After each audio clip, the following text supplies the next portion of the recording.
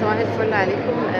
احنا النهارده بما اننا في ايام مسيحي الشرق او يعني الارثوذكس في اي حته في العالم بيحتفلوا بعيد الغطاس اللي هو ذكرى ميلاد السيد المسيح. فحبيت اكلمكم انه موضوع الميه ليه علاقه بالتطهير من ايام المصريين القدماء، سواء عند المسلمين في الوضوء، سواء عند المسيحيين في المعموديه، سواء عند المصريين القدماء في البحيرات المقدسه اللي ما لقيناش منها كتير للاسف.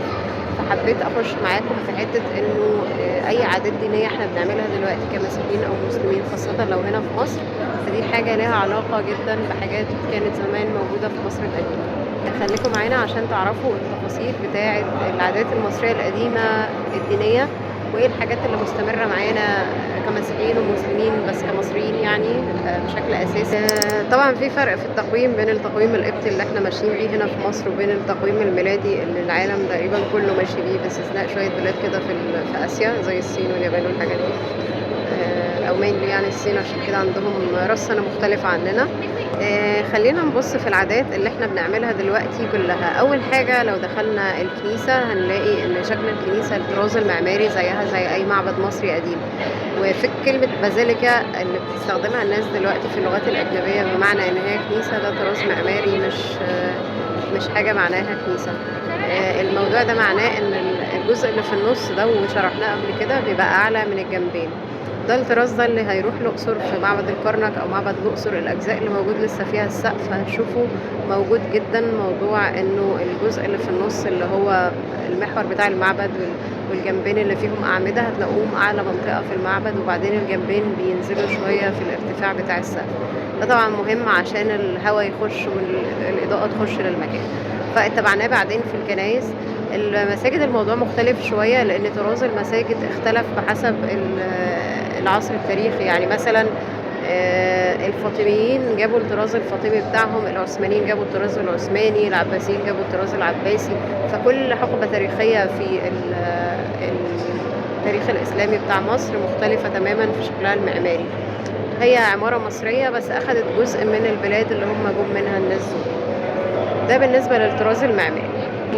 الجزء الثاني اللي هو خاص بالطقوس اللي بتحصل. طبعا في ناس لغاية دلوقتي وفي مساجد معينة لغاية دلوقتي الناس قبل ما تخش لازم تقلع الأحذية بتاعتها. بتقلع الأحذية بتاعتها لأن دي برضو عادة مصرية قديمة. احنا في زمان أيام المصريين القدماء الكهنة قبل ما يخشوا المعابد كانوا لازم يقلعوا الأحذية بتاعتهم. طب بيقلعوها ليه؟ لأن معظم الأحذية كانت بتبقى معمولة من جلود الحيوانات. الحيوانات دي فين؟ الحيوانات دي ما بقتش موجودة، يا إما اتذبحت يا إما ماتت يا إما أيا كان اللي حصل لها. فده معناه إن الأحذية دي مش نظيفة لأنها معمولة من جلود الحيوانات أو فروة الحيوانات أو حاجة يعني معينة متعلقة بالحيوانات اللي هي السكين بتاعت الحيوان. فعشان كده قبل ما يخشوا المعبد كانوا بيقلعوا الأحذية بتاعتهم بره. واحنا المسيحية جت بعد العصر اليوناني الروماني فاتبعنا نفس العادة، وبعدها الإسلام جه فاتبعنا نفس العادة. فهنلاقي إن معظم الأماكن، خاصة مثلا لما نروح نزور أديرة أو كنائس قديمة، لازم نقلع بره قبل ما نخش المكان. ونفس القصة بالنسبة للمساجد القديمة، الناس بتقلع الأحذية بتاعتها وهي داخلة تصلي. ودي حاجة من العادات التانية اللي احنا كمصريين كمان بنعملها، ودي متاخدة من الحضارة المصرية القديمة. الحاجة الثالثة اللي احنا خدناها من الحضارة المصرية القديمة في العادات الدينية أو الطقوس الدينية بمعنى أصح، هي موضوع البخور. البخور ده كان في الكاهن الأعظم كان ليه، هو الشخص الوحيد اللي ليه الحق يخش جوه خالص في أكتر مكان جوه المعبد اللي هو بيبقى محطوط فيه تمثال يعني رمزي للإله، وبيعمل القرابين قدام التمثال ده 3 مرات في اليوم في ال3 مواعيد بتاعة الطقوس. وطبعا احنا في مصر عمرنا ما كنا بنقدم قرابين يعني إنسانية. يعني عمرنا ما كنا بنذبح ناس وبنقدمها قرابين. فأي حد بيقول كده عن الحضارة المصرية الكلام ده مش مظبوط. ما كناش حتى القرابين الحيوانية ما كانتش بتتقدم. يعني ما كناش بنحط قرابين حيوانية. احنا كنا القرابين اللي بتتعمل بتتقدم بس في بداية الطقس، وبعدين بتتاخد فالكهنة بيوزعوها على بعضهم او على معارفهم، والناس بتاخد القرابين دي. فالقرابين يعني ما كانتش بتتساب نولع فيها ونسيبها طول الليل تولع لغاية ما الإله يجي ياخدها. لا، ما كانش بيحصل الكلام ده في مصر. فموضوع البخور ده خدته المسيحية بعدين. بقينا طول القداس والصلوات لازم يبقى فيه بخور، والكاهن بيخش ويطلع دايما الهيكل ويحرق البخور قدام الناس والناس بتصلي وبتسجد. في أماكن برضو سواء جوامع أو مشاهد إسلامية موجود فيها نخش هنشم ريحة البخور، وهنلاقي في بخور متولع طول الوقت. ده برضو عادة مصرية قديمة واخدينها من أيام المصريين القدماء.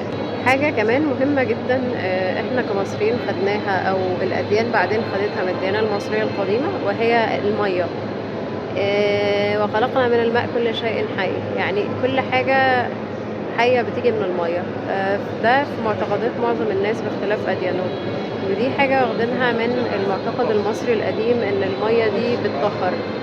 فبعد كده لما الناس اللي تروح معبد الكرنك هتلاقي البحيرة المقدسة في الكرنك، والبحيرة دي كانوا بينزلوا فيها الكهنة يغتسلوا. يعني ممكن يكونوا بينزلوا 3 مرات يغتسلوا ويتطهروا، وبعدين يطلعوا يلبسوا هدوم جديدة، وطبعا هيكون جسمهم نضف وتطهر، وبعدين يخشوا ياخدوا القربان أو ياخدوا البخور يحرقوها جوه في المكان اللي محطوط فيه التمثال الرمزي بتاع الإله، ويخلصوا الطقوس بتاعتهم ويخرجوا. كانوا بيعملوا ده تقريبا 3 مرات في اليوم، بس ما كانش أكتر. بعد كده لما جت المسيحية ظهرت المعمودية اللي هي بنفس الشكل وبنفس الغرض. البني آدم بيخش جوه المعمودية بيغطسوه في المية. اللي ابتدى الموضوع ده كان السيد المسيح، بما ان المسيحيين بيتبعوا السيد المسيح في كل الحاجات اللي هو عملها، ففي حاجة اسمها المعمودية. المعمودية دي هي بشكل أساسي زي اللي حصل للمسيح. اللي حصل له ان هو اتغطس في نهر الأردن عن طريق يوحنا المعمدان. دي كانت المعمودية بتاعت السيد المسيح. نفس الفكرة بتاعت المصريين القدماء والكهنة اللي كانوا بينزلوا في البحيرة المقدسة يغتسلوا ويتطهروا، وبعدين يطلعوا يعملوا القرابين. وبعد كده المسيحيين خدوها في المعمودية، فبياخدوا الأطفال بعد ما يتولدوا بعدد معين من الأيام يغطسوهم في المعمودية دي في المية ويطلعوهم. وبعد كده المعمودية دي بمثابة شهادة ميلاد ان هو الطفل بقى مسيحي. نفس الكونسبت برضو او نفس الفكرة موجودة عند المسلمين في فكرة الوضوء الإنسان بيتطهر قبل ما يخش يصلي. فهي نفس الكونسبت بتاع العماد والتطهر، والمية بتنضف من كل حاجة. أما بالنسبة لوجهة نظر الطاقة في موضوع المية، فمن وجهة نظر الطاقة بتقول إن المية بتمتص كل النيجاتيف انرجي أو كل الطاقة السلبية اللي في جسم الإنسان أو في أي حاجة. فلما يحب إن هو يتخلص من أي طاقة سلبية بيرميها في المية. لو المية دي فيها ملح، فالملح ده بيكسر الطاقة السلبية، فمش بتأذي أي حد بيستخدم المية دي بعدين. بس في مفاهيم الطاقة وفي مدارس الطاقة، المية دي هي الحاجة اللي بتسحب الطاقة السلبية. عشان كده حد يكون عيان ولا حاجة يقول له روح خد دش وهتبقى كويس، لأن الموضوع متعلق بأن المية دي بتسحب كل الطاقة السلبية. لما يكون فيها ملح بتبقى طاقتها كمان أكبر. عشان كده بيقولك ان البحر، لما تروح البحر الناس بتنبسط ومودها بيبقى حلو، لان كل المية اللي فيها ملح بتسحب كل الطاقة السلبية اللي في الجسم الإنسان، فبيتخلص من كل الطاقة السلبية أو النيجاتيف انرجي اللي عنده، بيتحول لطاقة إيجابية، والإنسان بيبقى سعيد وموده بيبقى لطيف. في حاجة كمان موجودة أكتر عند المسيحيين من المسلمين، متاخدة برضو من عادات مصرية دينية قديمة، زي موضوع القرابين أو القربان. في معابد مصرية قديمة مرسوم عليها شكل القرابين اللي كانت بتقدم، اللي عبارة عن العيش كده بيبقى عليه رسمة معينة ومتخرم إخرام معينة. الناس اللي مش مسيحيين أو بيروحوا وبيشوفوا شكل القربان في الكنائس عامل ازاي، ده صورة طبق الأصل من القربان اللي كان بيبقى مرسوم على الجدران بتاعة المعابد زمان. معبد زي معبد إدفو نفس الشكل بالظبط بتاع القربان اللي موجود في الكنائس، هو نفس شكل القرابين اللي كانت بتتقدم زمان في المعابد في مصر. دي يمكن حاجة مش موجودة عند المسلمين، بس دي حاجة المسيحيين أخدوها من نفس الحضارة المصرية القديمة والعادات والطقوس الدينية اللي المصريين كانوا بيعملوها زمان في مكان العبادة بتاعهم اللي هو كان المعبد. كمان في الجزء بتاع التطهير ده هنلاقي رسومات كتيرة موجودة لشخص بيبقى واقف في النص، وفي 2 كهنة واقفين، واحد على اليمين واحد على الشمال، وهنلاقي زي 2 أباريق كده هما ماسكينهم ونازل منهم المية على شكل أشعة، نص قوس نازل من الناحية دي والنص نازل من الناحية التانية.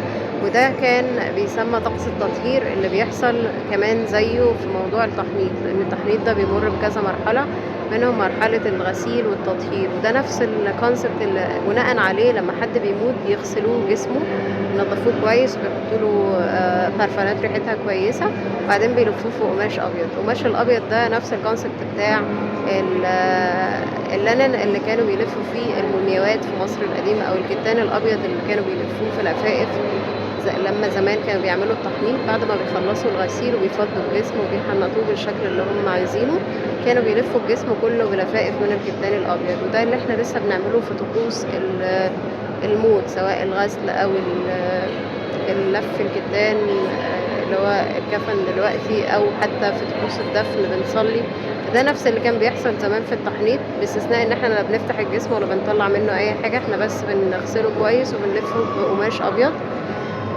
ده كان بيحصل زمان أيام المصريين القدماء، ويعني بغض النظر عن الديانة هي نفس الطقوس بتحصل دلوقتي للمصريين، أي حد بيموت بيتعمل كده معاه، أي حد بيحب يعملوا له تطهير سواء فكرة المعمودية أو فكرة الوضوء نفس القصة، أو حتى بعد ما الشخص يموت برضه بيغسلوه بالمَيّة عشان يتطهر.